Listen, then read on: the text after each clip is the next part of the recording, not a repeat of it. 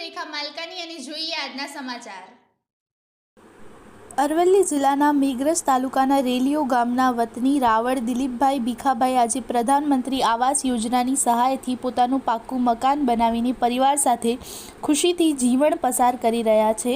તેઓ જણાવે છે કાચા મકાનમાં રહેતા હતા, ત્યારબાદ પાકા મકાન માટે સહાય મળે છે એવી જાણકારી ગામના સરપંચ પાસેથી મેળવી અને આજે પ્રધાનમંત્રી આવાસ યોજનાની સહાયનો લાભ લઈને ધાબાવાળું ઘર બનાવ્યું છે, જે ફક્ત સરકારશ્રીની યોજનાથી શક્ય બન્યું છે। દરેક વ્યક્તિની ઈચ્છા હોય કે પોતાનું ઘર હોય તેવી ઈચ્છાને અને નાગરિકોને સપનાનું ઘર મળે તેવા આશય સાથે પ્રધાનમંત્રી આવાસ યોજના તેમજ આંબેડકર આવાસ યોજના, પંડિત દીનદયાળ ઉપાધ્યાય આવાસનું નિર્માણ કરવામાં આવ્યું, જે થકી આજે સમાજના દરેક વર્ગ માટે સમાન સામાજિક અને આર્થિક દરજ્જો મળે તેવા આશય સાથે ગુજરાત રાજ્ય સરકાર કટિબદ્ધ છે। અરવલ્લી જિલ્લામાં અંદાજિત 404 ખાતમુહૂર્ત અને 2101 લોકાર્પણ કરવામાં આવશે।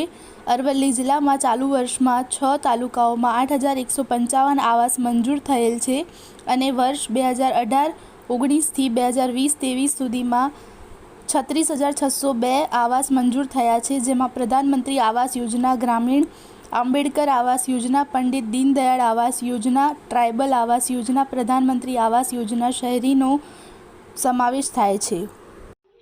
મારું નામ રાવળ દિલીપભાઈ ભીખાભાઈ, વાડિયા ગ્રુપ ગ્રામ પંચાયત। મારે પહેલાં કાચું મકાન હતું, કાચું મકાન ત્યારબાદ મેં સરપંચ જોડે માહિતી લીધી, ગુલાબસિંહ કાનજીભાઈ રાઠોડ સરપંચની, અને એમણે મને માહિતી આપી પ્રધાનમંત્રી આવાસ યોજનાની, અને ત્યારબાદ એમણે મારું લિસ્ટમાં નામ આવ્યું। નામ આવ્યા બાદ એમણે મને મકાનની સહાય અપાવી। સહાય અપાયા બાદ જિલ્લા તાલુકા પંચાયત મેં ડોક્યુમેન્ટ બાદ એમને મને મકાન પાકું મળે અને મને 1,20,000 મને લાભ મળ્યો અને મેં પાકું મકાન મળે પાકું મકાન બનાવ્યા બાદ હું અને મારો પરિવાર શાંતિથી રહીએ છીએ।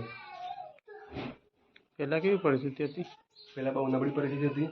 વરસાદ આવે તો છોકરાઓને હેરાન થતા હતા, હું અને મારા વાઈફ પણ હેરાન થતા હતા, અને પ્રધાનમંત્રી આવાસના આપણા મકાનનો લાભ મળ્યા બાદ મારે પાકું મકાન બનાવ્યું, પાકું મકાન બનાવ્યા ત્યારે શાંતિથી રહીએ છીએ।